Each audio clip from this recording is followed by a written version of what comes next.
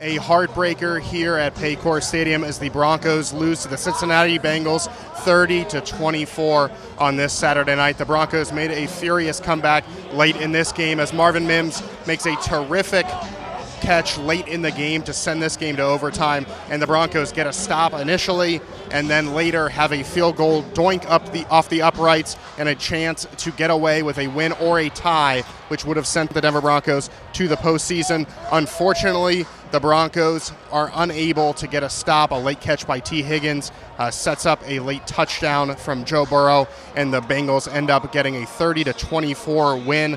The Broncos, of course, needed a win or a tie to clinch a postseason berth in this game. They come up just a little bit short. They will have to now earn a win against the Kansas City Chiefs in Week 18 or hope for a number of other things to go in their direction. Bo Nix, a couple of deep touchdowns to Marvin Mims, won a 51-yarder officially, but more than 60-plus yards in the air in the third quarter.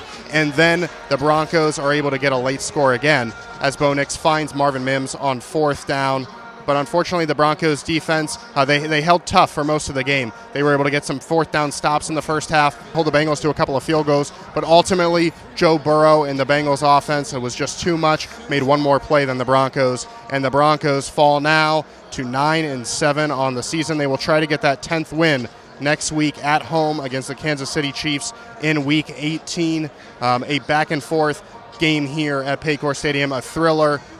If your heart isn't racing after this game, I don't know what to tell you. That was as spectacular a football game as you can imagine. But unfortunately, the Broncos fall just short in this one, 30-24, an overtime loss at Paycor Stadium. I'm Aric DiLalla.